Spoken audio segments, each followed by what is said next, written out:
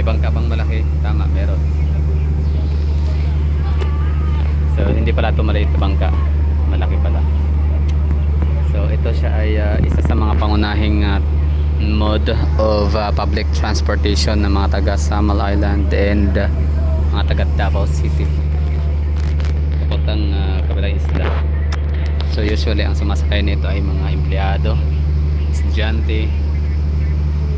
Hindi siya pang leisure traveler na mode of transportation. Ibig ko sabihin is hindi talaga to ginagamit ng mga taga Davao City masyado, no? Na mode of transportation para magpuntang Samal para sa mga bakasyon, staycation. Pero ito yung ginagamit ng mga daily basis, no? Yun ang papasok sa trabaho and eskwela ng mga taga Samal Island papuntang Davao City. Sa mga hindi nakakaalam, mas marami na ngayon yata ang sumasakay dito na mga taga Davao City na nag-migrate sa Samal Island. Doon nakabili ng mga property, doon nagpatayo ng mga bahay, kaya napaka busy na ng bangkang to. Kahit pa magkaroon ng tulay, tansya ko hindi ito magsasarado, hindi ito magko-close ng operation or magsa-stop ng operation, kasi mas accessible ito para sa mga taong nakatira within the area of Babak city proper and yun, mga taga Davao area. Kasi yung sa Ashuela Cove, napaka nun, yung sa tulay, napaka time consuming, lalo traffic ang Davao. So isa to sa pinaka convenient and efficient mode of transportation para sa mga taga Samal and Davao na mayroon ng mga daily activities, basic needs, no? For daily basis and necessities. So ito namang isa ay Davsam. Ano ba meron sa video na to? Yun nga lang, no? Pinakita ko lang sa inyo yung mode of transportation ng Samal Island in Davao City. So ito yung pangalawa, ito, since ito yung pangunahin, the major, the number one. So ito yung pangalawa, Davsam. So yan naman ay matatagpuan ang kanilang pantalan port sa may Panakhan, kilometer 13. So di hamak na mas malalaki ang mga bangka, mga barko, mga barge sa area nila, sa area na yan, kumpara sa wharf, sa ferry wharf. Mas maraming sakay dyan ng mga prime movers, mga malalaking mga sasakyan, mga truck. So yung Davsam ay ano siya, para siyang public-private partnership, if I'm not mistaken, or talagang siya, baka pure talaga siya na government operated na pantalan in the barko. I don't know. May comment nga dyan sa mga may idea, nakakaalam for additional context. Mas mura ang kailang pamasahe ng 10 or 5 piso, basta mas mura. Ayan, bangka ulit papuntang Davao City. So isa pa sa pinaka-busy na pantalan itong Babak Port. Basta naman sa kabila, yun naman yung kabila. We're talking about kabila, so natin yung camera sa kabila.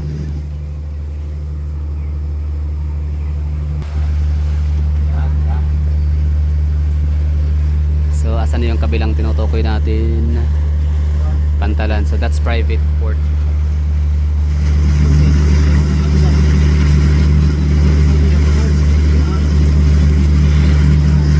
Ayan, kita nyo yan.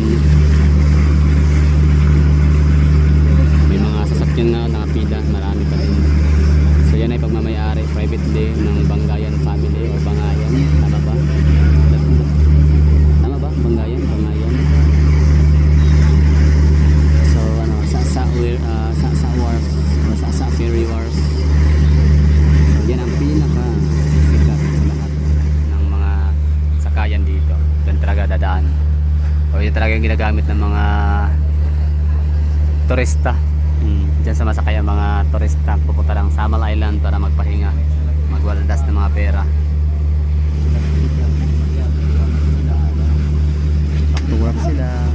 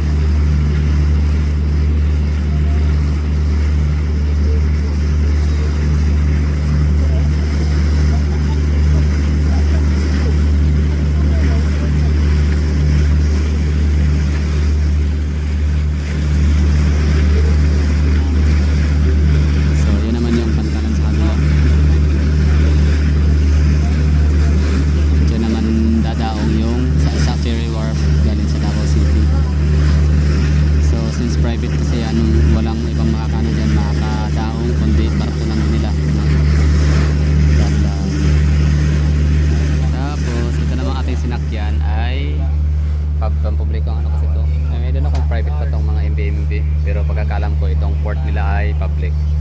Babak Port. Ayan. So it's government owned port. Kaya dyan dumadaong ang barko mula sa Dagsam at itong ating binansakyang bangka mula sa Davao City.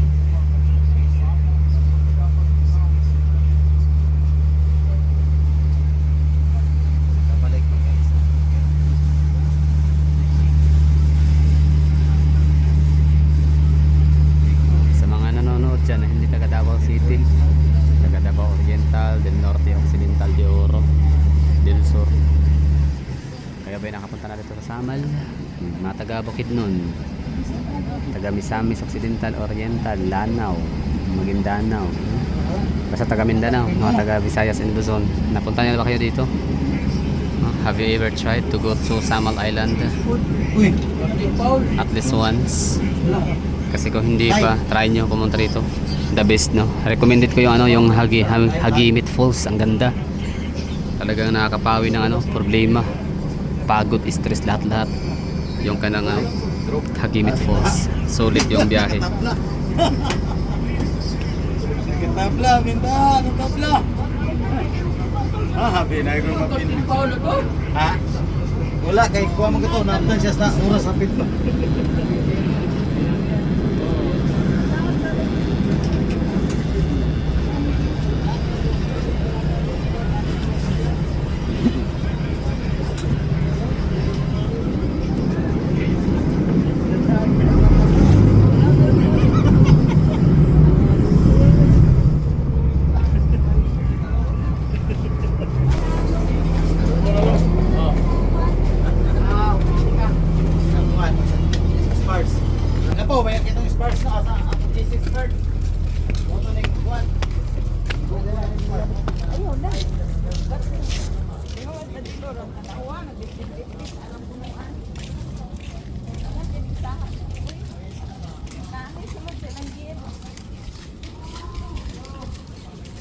Okay na, no? So we're here. Pantalan pa lang, oh. Ang lino na ng tubig. Kita mo yung mga isda.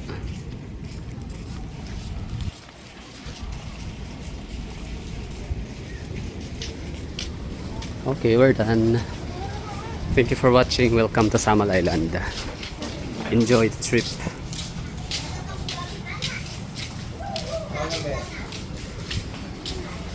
Siyempre, paglabas pala dito, no, maraming mga barker, dispatcher, mga ganyan, para i-promote yung kailang mga serbisyo at mga motor, no, biyahe. Exit area.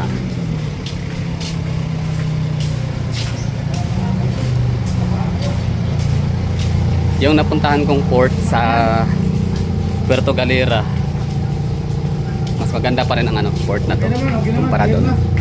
Sa bagay, para silang pareha silang tourist spots. Anyway, iba talaga pag Davao. Iba yung iba yung panggobyerno. Talagang makikita mo yung napakalaking diferensya and comparison. But anyway, so labas na tayo dito sa port. Yan, sila sa kabila naman ay papuntang Davao.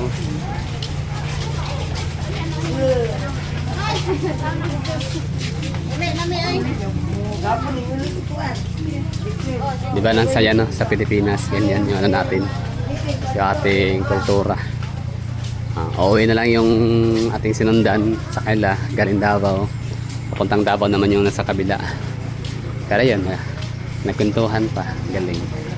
Grabe yung natin, social complex. Wala lang, naisingit ko lang.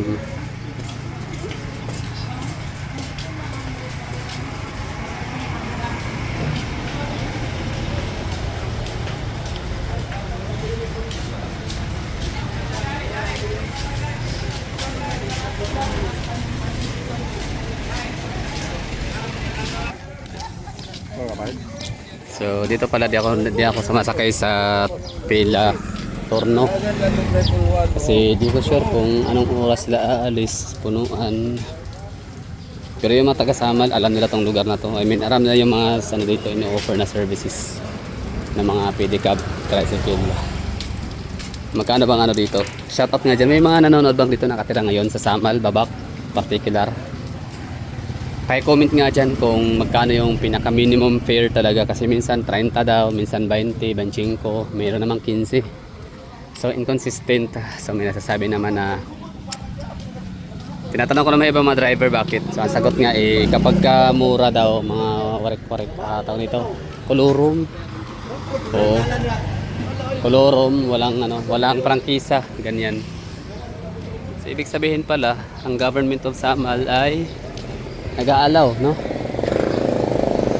Na may mga masadang walang permit. Anyway, so that's all. Thank you for watching. Bye bye, ending. This is Samal Island, Davao del Norte.